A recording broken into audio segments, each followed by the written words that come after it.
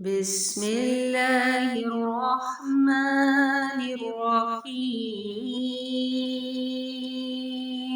ألم تر كيف فعل ربك بأصحاب الفيل؟ ألم يجعل كيدهم في تضليل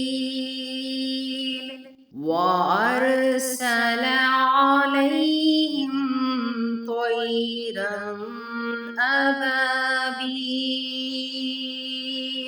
ترميهم بحجارة من سجيل فجعلهم كعصف مأكول.